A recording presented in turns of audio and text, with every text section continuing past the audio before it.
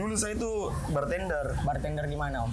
Di semua mungkin tempat di Makassar. Orang biasa aja sikit jelek. Dan pasti minum lah. Iya. Bagaimana kita prinsip Om kalau mau kayak membuka hal-hal bisnis begitu? Bisnis. Dibuat juga sendiri di rumah. Makanya kenapa itu namanya Rumah Jajanan Makassar, karena memang dibuatnya dalam rumah. Iya. Punya jiwa-jiwa muda mulai makin melangkah. Jangan terlalu lama berpikir, terlalu lama buat planning, cepat makin lakukan. Kasih masuk ke kerja, tapi dia yang tipu, Kak.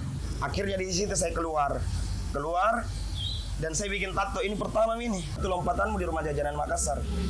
Kalau kau bisa berkembang di luar sana, silahkan. Saya lebih bangga lagi lihat karyawanku sekarang sudah bisa bikin sendiri. Bikin usaha sendiri. Iya, makanya saya bilang, saya enggak takut untuk bersaing. Karena itu orang punya garis tangan masing-masing. Itu untuk persaingan bisnis, saya bukan anggap dia itu sebagai lawan. Kita anggap dia itu sebagai kawan.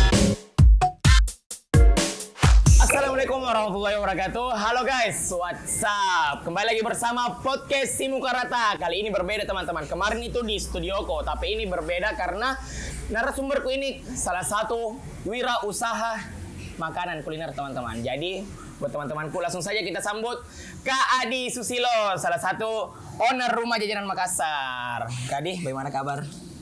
Alhamdulillah. Iya, Baik. alhamdulillah baik.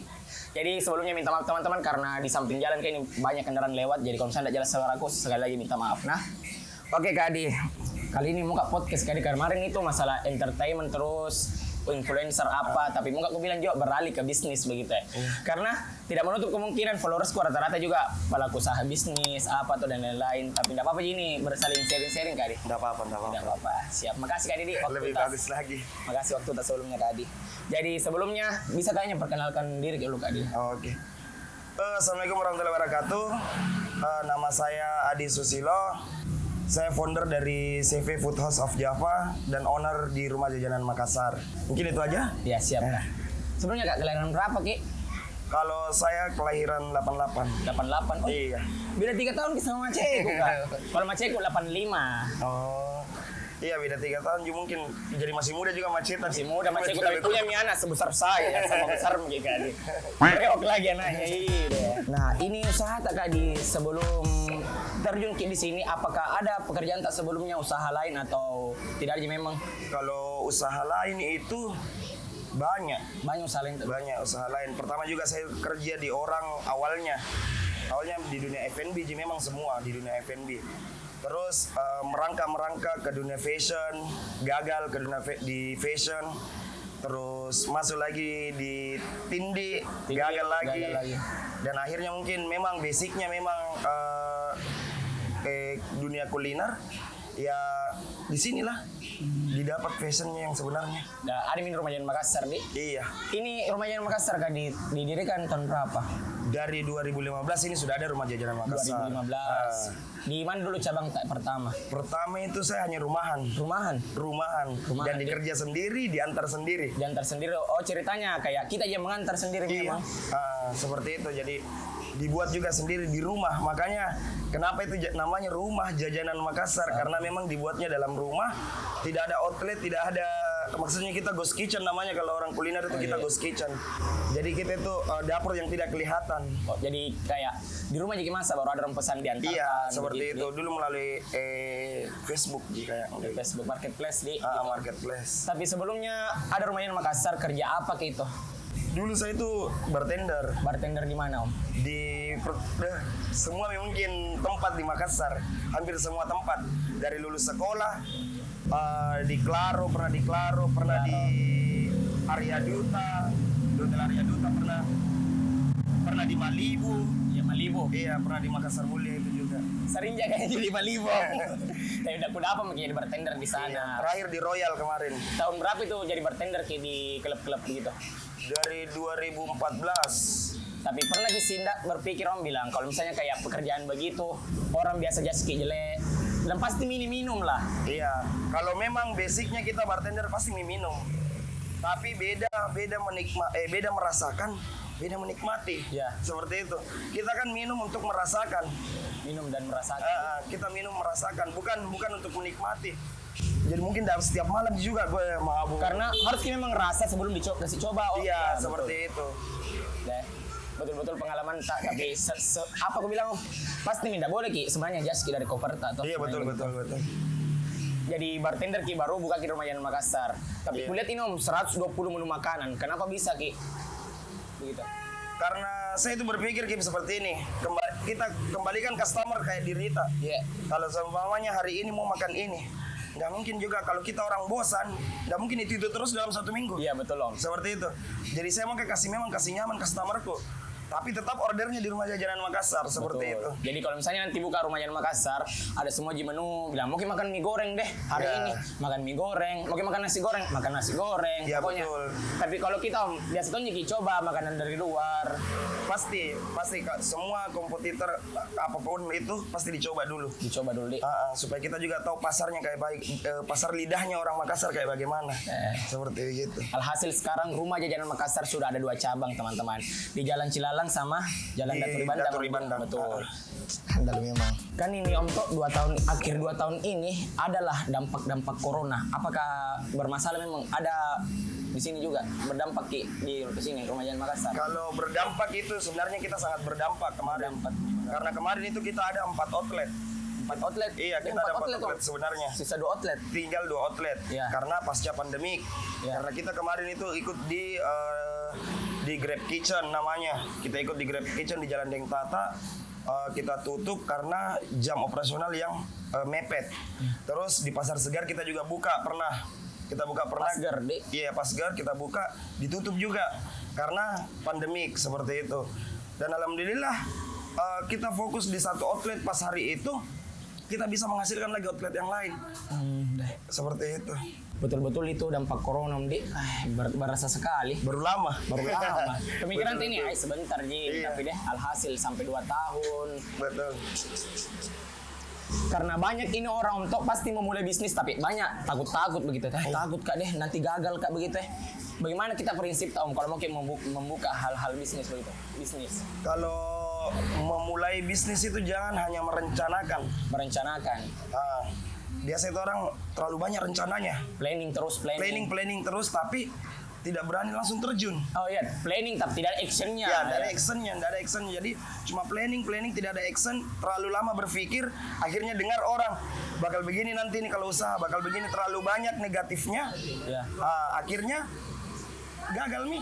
Belum mulai tapi gagal duluan, gagal mental namanya.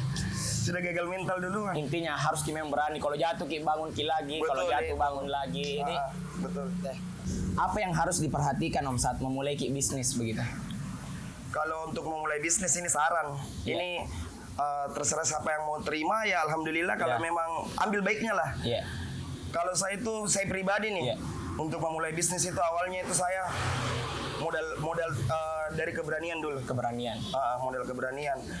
Banyak orang yang berpikir itu biar berani tapi kalau tidak ada modal Iya. seperti itu. Tidak, yang sebenarnya itu beraninya itu ada. Kalau sudah berani otomatis itu modal bakal datang sendiri. Iya, betul. Seperti itu yang pertama.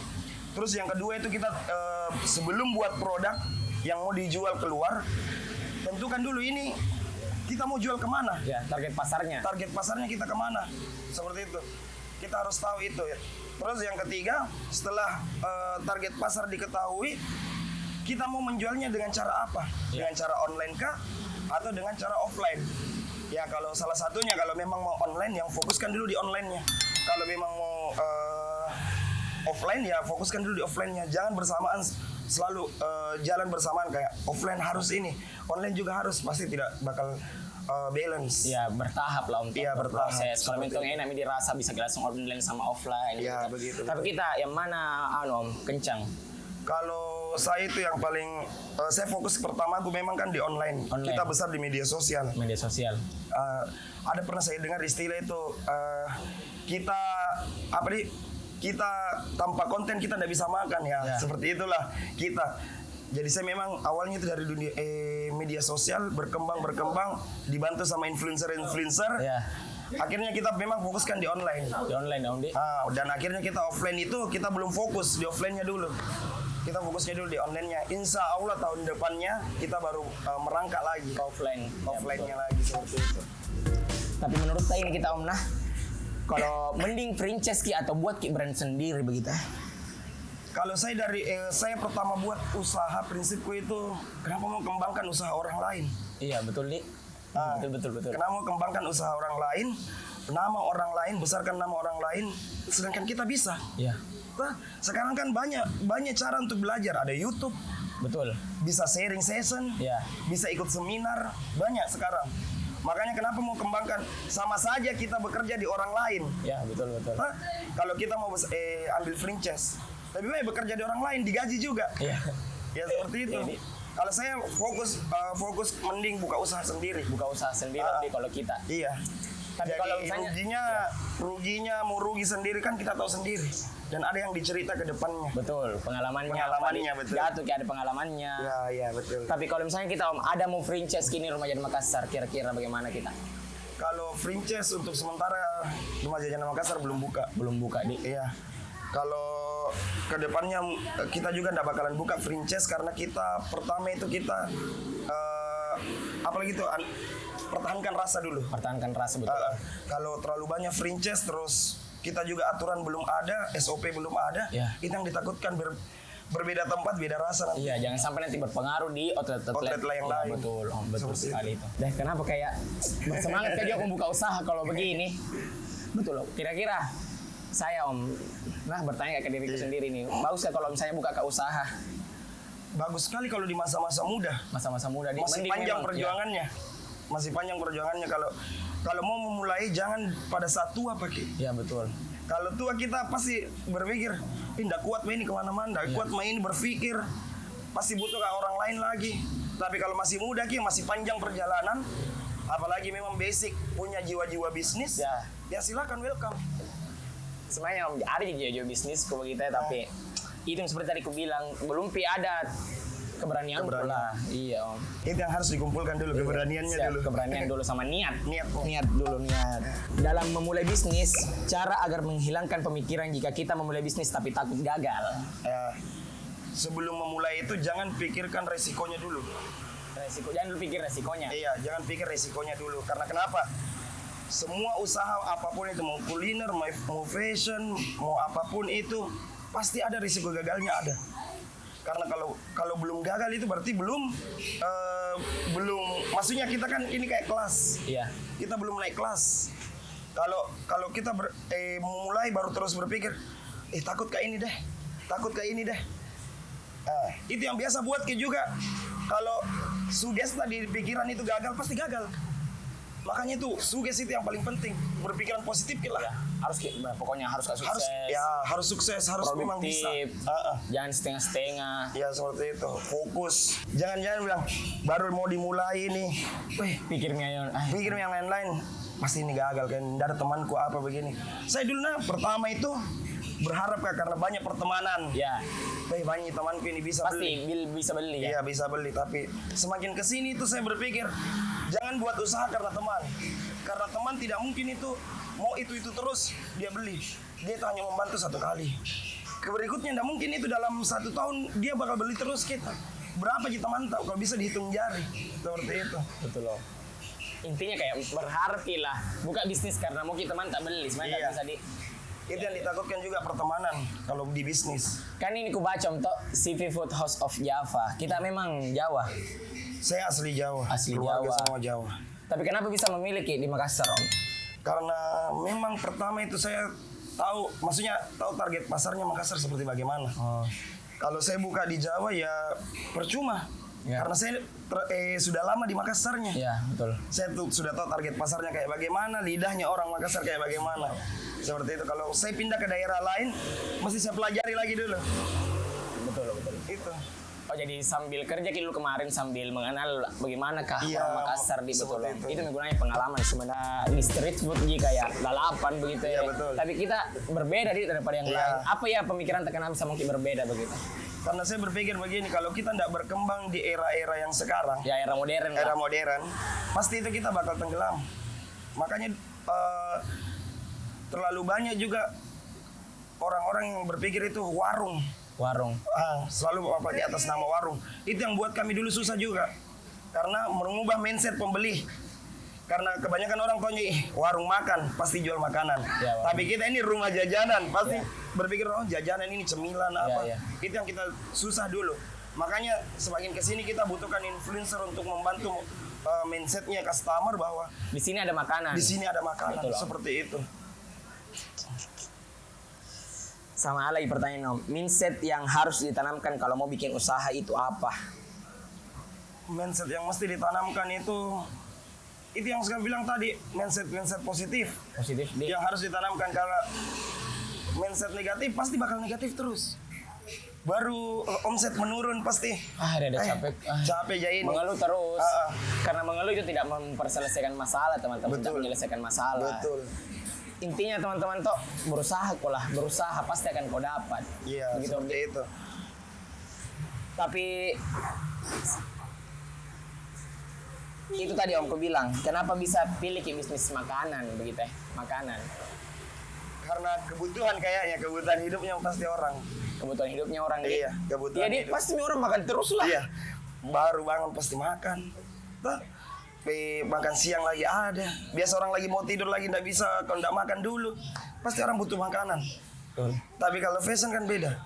Kalau fashion orang ada musimnya. Ya musimnya. Anggaplah ini tahun ini brand yang handal. Ya, tahun seperti depan itu. pasti ini. Iya, berubah ke fashionnya seperti itu. Makanya saya berpikir cari kebutuhan manusia dulu. Iya, kebutuhan pokok. Kebutuhan pokoknya dulu.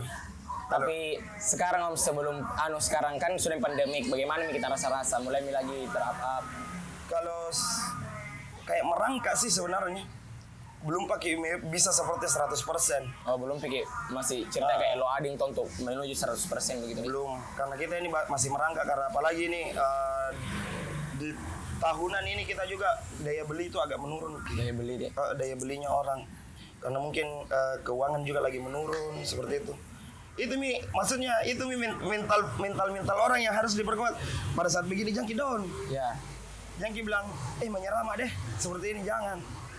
Justru yang begini tuh yang mesti berpikir bagaimana supaya saya bisa omset bisa naik kembali. Iya betul. Harus kita berpikir lah, Ya. lebih kreatif ke apa kayak begitu. Betul. Tapi pastilah Om, ada pengalaman tak toh? Ya jatuh bangun tak begitu ya, pengalaman apa yang sudah kita lalui semenjak jalan bisnis tak, dan bagaimana cara tak hadapi ketika dapat masalah yang tidak sesuai dengan harapan tak begitu ya. Kalau hal-hal seperti itu, pernah jatuh. Pernah juga disabotase sama orang. Kayak sabotase bagaimana itu Om? Bilang ini makanannya ada ininya. Saja. Pernah disabotase seperti itu. Padahal kita juga, makanya itu kita punya jaminan, rumah jajanan itu punya jaminan. Kalau memang kita salah, Ya. kita gantikan, bakal digantikannya pun itu lebih. Digantikannya itu lebih, Betul. bukan malah mengurangi pasti kita menggantikannya lebih kalau memang kita yang salah. Iya berani kita berbuat lah, berani bertanggung jawab, tapi sabotase begitu. Kalau disabotase sampai masuk di TikTok, masuk di apa, ya maksudnya kita punya juga nama baik kan bakal rusak. Iya betul. Ada orang bilang itu kalau mau menegur langsung orangnya. Ya jangan melalui ini. Ya kalau kau menegur itu bukan caranya menegur, memalukan. Memalukan betul. Iya. Om. Menghancurkan juga. Iya, mempermalukan orang itu kalau kau tegur di umum, sama bilang ke di teman-teman itu kalau bilang kita ditegur, begini, bukan itu menegur. Ya, mempermalukan. Mending kok sudah nongkrong baru kau tegur Tanya, langsung. jangan begini, seperti itu. Betul, Om, itu namanya menegur. Tapi bagaimana cara itu hadapi pas kena sabotase kayak begitu? Karena untuk sosial media kemarin itu sempat saya yang pegang. Iya. Saya juga sudah berkomunikasi sama orangnya itu bilang kita bakal gantikan lebih, Ya. tapi tetap di-up di TikTok sampai FYP lagi. Itu Sampai ya FYP. asli rival itu Iya. mungkin begitu memang toh. Walau-walam itu cuma Bagaimana tujuannya, apa niatnya? ya pada saat itu kita juga lagi pembangunan outlet yang baru. Pada saat itu. Jadi saya ini berpikir belum pikiran yang ini, belum selesai. Seperti itu. Jadi itu cobaan terbesar sebenarnya. Pasti pada saat mau buka outlet baru pasti ada cobaannya lagi. Seperti itu. Tapi kalau mau dibilang menghancurkan itu ya Om. Iya. Langsung kalau bagi teman-teman tuh kalau mentong kau ada kritikmu langsung sama ownernya kah, ketemu langsung atau DM langsung Instagramnya, daripada kau sebar di sosmed, itu namanya mempermalukan teman-teman. Ya. Tapi ini lagi pertanyaan Kom, apakah sekarang puas makin dengan pencapaian tak, atau masih ada target tak yang ingin kita capai atau dream tak lah begitu ya? Kayaknya manusia semua dari rasa puas sih. Ya itu lagi Om. Ya Rasa namanya puasnya. bersyukur adalah pasti kita bersyukur, alhamdulillah kita sudah sampai di titik yang seperti ini. betul. Karena kita Rumah Jajanan Makassar itu ada outletnya seperti ini tuh 3 tahun ke depan ke sini. Ada outletnya seperti ini. Kemarin kan kita memang Ghost Kitchen, enggak ada outlet, enggak ada orang yang Nggak tahu. kelihatan dapur. Nggak kelihatan. Iya. Cuma dapur tok begitu. Dapur tok. Baru sekarang kita kelihatan keluar. Tapi ini cobaan, namanya usaha itu 5 tahun. 5 tahun, Dik. 5 tahun. Kalau di masa 5 tahun itu masih jalan baik-baik saja, berarti bakal ke depannya juga baik-baik saja. Tapi kalau dalam waktu Kurang 5 tahun itu ada. kurang 5 tahun itu dia sudah mulai down, berarti tidak bisa dia lanjutkan. Kalau terlalu banyak kerugian daripada keuntungan itu. Betul, Om. Tapi ini dari rasa Om, Dik, 7 tahun, Dik. 7 tahun. 7 tahun, alhamdulillah.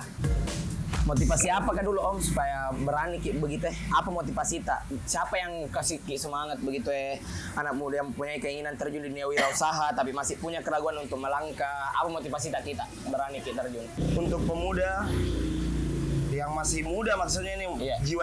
punya jiwa-jiwa muda, mulai makin melangkah. Mulai sekarang melangkah, jangan terlalu lama berpikir, terlalu lama buat planning. Cepat makin lakukan itu. Jangan terlalu banyak planning, cepat actionnya. Itu saja mungkin kalau untuk anunya. Anu juga Om, bagaimana tanggapan tak tentang persaingan bisnis begitu? Kalau untuk persaingan bisnis saya itu apalagi ini lah, banyak sekali nih influencer Iya. banyak yang sudah buka usaha, maksudnya menjajah ke dunia kuliner paling betul. pentingnya tuh. Iya. Kalau saya itu untuk persaingan bisnis, saya bukan anggap dia itu sebagai lawan. Lawan, bukan Dik. Kita anggap dia itu sebagai kawan. Kawan, betul Om. Ya, karena kenapa? Kita juga bisa belajar dari dia, dari usaha-usaha baru yang ada. Karena pasti dia itu bakal lebih modern, seperti itu. Jadi jangan pernah anggap, wah kompetitor ini lawanku. Jangan, rangkul. Makanya itu juga saya juga itu lagi ada planning ke depan sama Grab. Kumpul para perwira namanya. Iya. Perkumpulan wirausahawan. Jadi di situ kita sharing-sharing. Ada yang sama produk saya juga. Sama persis. Iya, tapi saya juga tetap berbagi karena kenapa? Suatu saat garis tangannya orang berbeda-beda. Ya betul. Walaupun saya tanya dia secara jalannya begini, tapi garis tangannya orang beda-beda. Strateginya juga orang berbeda-beda. Makanya tidak jadi masalah gitu untuk berbagi cerita seperti ini, berbagi pengalaman seperti ini. Enak sekali, apalagi kalau kita dikumpul dalam satu wadah seperti itu. Makanya di perwira itu kita rangkul semua. Makanya buat teman-teman juga ini promosi sedikit. Iya, siap. Buat teman-teman ini kalau ada usahanya mau berbagi, mau sharing, bisa langsung DM ke Rumah Jajanan Makassar atau ke saya langsung. Iya, betul. Kalau mau gabung di Perwira, itu wadahnya perkumpulan wirausahawan yang dinaungi oleh Grab. Grab, Dik. Oleh Grab yang langsung. Untuk Makassar itu saya sebagai dutanya begitu. Nah itu juga kelebihannya Om sih, karena menurutku apa yang kau tahu belum tentu saya tahu. Betul, jadi sharing-sharing seperti itu. memang Om Dik. Betul. Oh kita ini bekerja sama dengan Grab memang Dik. Kalau kita memang semua sebenarnya marketplace kita ada. Oh, iya. Soalnya dari Grab, Gojek, Shopee, kita semua. Ya. Tapi mungkin untuk Rumah Jajanan Makassar sendiri itu kita memang lebih fokus ke Grab-nya dulu. Grabnya. Itu seperti itu. Jadi kita dikasih juga kepercayaan dari Grab untuk mewadahi semua ini, untuk merangkul teman-teman para wirausaha di Makassar khususnya. Seperti itu. Tadi ada bertanya di Instagram teman-teman, apa menu favorit di Rumah Jajanan Makassar? Nah di sini ada nasi goreng. Kenapa bisa nasi goreng menu favorit sih? Karena paling banyak beli Dik. Bukan paling banyak beli sih. Kalau awalnya ini Rumah Jajanan Makassar aku ceritakan. Ini awalnya Rumah Jajanan Makassar itu bakso goreng. Bakso goreng memang pertama. Awalnya dia itu ada nasi goreng itu setelah kita uji coba kita belajar, kita mulai dari tradisional kita campur ke modern, dan akhirnya itu ada mini. Dan saya juga, maksudnya saya pencinta itu nasi goreng. Nasi goreng. Saya bikin sendiri. Saya biasa dengar ada yang di Makassar belum ada, tapi di kampungku sudah ada. Seperti itu. Jadi saya, kenapa ini di Makassar belum ada seperti ini? Makanya saya itu berani bilang pelopor nasi goreng terlengkap pertama di Makassar. Karena memang lengkap ya, banyak sekali lauknya. Iya, seperti itu, Pak. Bukan masalah lauknya juga. Kita di sini ada nasi goreng modern, nasi goreng kampung, nasi goreng maut. Itu kan sebenarnya macam-macam, nasi goreng gila kita ada semua.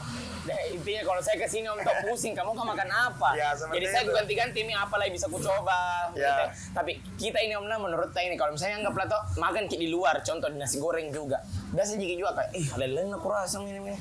Kalau saya keluar itu, saya lebih baik tidak makan. Tidak makan makanan yang bisa kubuat. Oh, kayak nggak mau beli makanan kalau Yang bisa ya buat. Ya. Seperti itu. Karena jangan sampai ini menambah dosa. Iya. Jangan sampai saya bilang makanan itu tidak enak, tapi saya bilang enak. Bohong Mas saya. Iya, betul. Makanan enak makanan tidak enak saya bilang hambar atau tidak rasanya. Lebih baik saya tidak makan. Makanya itu saya kalau ke kafe ke kemana satu gitu kopi juga pesan. Kopi. Seperti itu. Jangan sampai lelen. Iya, karena dari semua dari semua itu kuliner hanya kopi memang yang tidak bisa kubuat. Kopi memang Iya. Tapi Om. Tapi apa yang ku bilang Om? Ini toh kan susah biasa percayai orang begitu ya. Apalagi karyawan tanah Tommy resep-resep tak begitu ya. Apakah biasa tidak takut begitu ya? Untuk saya itu kalau resep, saya bilang kalau kau bisa berkembang di sini, ini batu lompatanmu di rumah jajanan Makassar. Kalau kau bisa berkembang di luar sana, silahkan. Saya lebih bangga lagi lihat karyawan sekarang sudah bisa bikin sendiri. Bikin usaha sendiri. Iya, makanya saya bilang saya enggak takut untuk bersaing. Karena itu orang punya garis tangan masing-masing, orang punya rezeki masing-masing sudah diatur. Iya, sudah atur Allah toh. Iya, makanya untuk resep saya kasih karyawanku. Tapi karyawan tak asli Jawa juga atau bagaimana Om? Kalau untuk yang masak itu saya kira memang dari Jawa. Masa? Iya, karena kita masih jaga kualitas. Makanya kita kenapa tidak ada itu franchise? Karena itu yang saya takutkan. Kita itu yang pertama itu untuk nasi gorengnya ini, nasi goreng, mie goreng dan lain-lain itu memang kita dari Jawa dan langsung keluarga sendiri yang turun tangan karena menjaga kualitas keturunan yang lama, resep-resep lama seperti itu. Tuh di bartender Om kayak di situ mulai bertato apa? Awalnya itu sebenarnya dulu pernah jadi sales apa itu? Sales produk sirup, Iya. sirup, kecap, pernah kerja di Kima. Di situ juga awal-awal maksudnya jatuhku ini. Kayak masa kelam begitu. Iya, masa kelamku ini. Di situ ini di Kima kayak itu kerja yang sebenarnya saya orang yang tidak bisa bangun pagi. Tapi bangun pagi ya? Saya paksa bangun pagi dan saya itu tidak bisa rapi. Itu saya tidak bisa rapi dan disuruh jadi sales dan kolektor. Nah, di situ itu udah gara-gara pertemanan. Saya dulu kan memang saya orang aktif di organisasi dan komunitas. Iya. Saya itu paling Sampai orang sekarang, betul? Iya, sampai sekarang pun begitu. Aktif, iya. Saya itu orang paling total untuk maksudnya kalau untuk kebutuhan bersama ini saya paling total. Maksudnya untuk kepentingan bersama itu paling total. Tapi pasti berharap bilang, ini yang kuharapkan pasti ada feedbacknya lagi kembali ke saya. Betul, seperti itu. Dan pada saat itu waktu jadi sales Kak, ditipu Kak. Ditipu. Teman komunitasku juga. Dia yang kasih masuk ke kerja, tapi dia yang tipu Kak. Nah, jadi itu penagihan semua itu dari grup minimarket, dia saya sebut. Dia tujukan ke saya semua. Jadi pas saya cuti lepas training, itu hari saya ke Jogja. Saya ke Jogja untuk touring. Saya dicari polisi, didatangi di rumah. Dikira saya ini melarikan uang setorannya orang. Kan jadi kolektor juga. Ternyata cek itu. Kan saya ini ceritanya masih training dan tidak mungkin pegang uang. Iya. Pasti saya serahkan sama leaderku. Iya. Saya kasih tuh leaderku puluhan juta. Ternyata dia tidak store dikasih. Baru yang tanda tangan saya disuruh tanda tangan. Saya kan orang tidak tahu apa-apa. Saya kan basicku memang sekolah juga event di sekolahku. Iya. Jadi tidak ada basicku seperti itu, sales apa tidak ada. Di situ saya dicari polisi, saya pulang kembali ke sini dan akhirnya dicari tahu ternyata ini temanku yang kasih hancur Kak. Akhirnya di situ saya keluar dan saya bikin tato ini pertama ini di Jakarta. Saya ini bikin tato di Jakarta pertama. Di situ saya berpikir kalau saya sudah tato, saya tidak bakalan diterima sama kantor-kantor yang bekerja pagi. Karena saya anu ini, Dik. Iya, karena kecewaku ini. Segala sesuatunya yang dikerjakan terlalu pagi memang tidak bagus kalau saya prinsipku. Iya. Kalau terlalu pagi. Iya. Makanya itu saya jarang kayak itu. Ada beda orang sih. Terserah itu buat teman-teman atau subscriber atau followers Kalau prinsipku sendiri saya semua orang punya argumen masing-masing ya, lah. Betul itu. Ini kan cuma pengalamanku saya cerita. Betul. Jangan sampai ini semua orang malas bangun pagi. Gara-gara begini. Ya. Makanya itu saya begitu. Saya berprinsip kalau terlalu cepat Kak bangun pagi pasti banyak kegagalan yang ku lalui. Makanya itu di sini saya bertato. Itu yang bilang orang tukang tato. Saya sarankan buat teman-teman apa bacaan ini, Om? Don't look back in anger. Jangan mengunci kembali jangan mengunci kemarahanmu. Jangan mengunci kembali kemarahanmu. Deh, kalau kapan saya baru kayak meminta izin di masjid. Jadi ini alhasil sudah mau kerja pagi, alhasil kerja malam. Ya, akhirnya saya kerja malam terus. Tapi banyak itu orang biasa menjudge Om Tok, dunia malam itu jelek, dunia malam itu jelek. Bagaimana kita prinsip Om? Tidak semua dunia malam itu jelek, tergantung lagi orangnya. Ada orang bilang itu sekarang tuh orang bilang oknum ya. Iya, resek kok kamu gitu. Iya. Tapi saya jujur Om, aku suka dunia malam. Iya. Kenapa? Saya pribadi kok kesana Kak, bukan memang mau pergi dugem apa toh, malahan cari ke relasi. Alhasil bisa kenal sama kita Om toh. Betul. Bisa kenal karena aku rasa orang yang ke dunia malam bukan semuanya orang-orang yang negatif. Yang negatif, pasti ada yang positif yang bisa kita kasih feedback juga ke kita. Betul. Karena saya itu kalau kita ini sebagai pekerja dunia malam, biasa kita itu bukan sebagai bilang dunia malam kan kerja enggak. Kita itu entertainment ya. Iya, entertainment. Karena memang saya pernah bilang itu sama teman-teman yang saya bawa ke tempat situ, bilang ini dunia yang sebenarnya kalau bilang dunia entertainment. Artis pun seperti begitu. Ya. Tidak menutup kemungkinan artis pun datang begitu. Pasti. Karena begini, semua bisnis itu terjadi di entertain biasa. Betul. Di entertain, entah itu entertain apapun itu. Jadi entertain itu luas. Bukan cuma bilang dunia malam itu semua itu dunia malam entertain, enggak. Makanya itu gue bilang banyak orang berpikir mabuk-mabuk itu orang dunia malam begini. Itu pemikiran orang dulu. Karena terlalu banyaknya cerita negatif. Ya. Pulang mabuk begini. Tidak. Yang sebenarnya itu ada yang dicerita di situ. Ya, ada dibahas. Ada dibahas di situ. Ada dalamnya. Jadi orang yang memang itu masuk di dunia malam udah selamanya. Ya. Bilang mau pergi mabuk-mabuk begitu. Nggak tahu ya kalau yang tanda tanya. Ya. Karena kalau saya prinsip pun nggak begitu semua. Saya juga ada argumen tersendiri kok Om. Ya. Karena saya belajar tonja. Betul. Sempat di sana bisa cari link apa ke jaringan tuh yang bisa ada feedbacknya ke saya. Betul. Cari kenalan begitu Om. Tapi kenapa kita Om bisa berhenti jadi bartender? Karena memang itu hari yang pertama itu saya niatkan memang kalau sudah punya anak bakal berhenti jadi berhenti juga jadi bartender. Itu hari. Tapi ada memang usaha masih kerja gitu. Selesai kerja jadi bartender baru ada usaha. Ini ada usaha sambil kerja Kak. Oh ini ada usaha sambil kerja gitu? Iya sambil kerja Kak. Maksudnya membangun Kak sambil kerja tuh, membangun sambil kerja Kak. Jadi tidak langsung bilang seperti ini. Tapi ada sisi baiknya. Pas mak berhenti fokus mak karena memang itu kalau orang mau usaha harus berfokus dulu sama yang satu. Tidak bisa dua-duanya kerja tuh mak ada lagi usaha tak harus memang fokus harus fokus harus memang punya pilihan. Iya hidup itu pilihan tuh. Jadi berniat Om kalau ada aku berhenti gak kerja. Iya. Dan ada satu ku sesali itu hari. Kenapa Om? Yang satu ku sesali itu hari kenapa kan tidak berhenti kerja pada saat masih ada orang tuaku, masih ada ibuku tuh, masih ada mamaku, kenapa tidak berhenti gak kerja pada saat itu?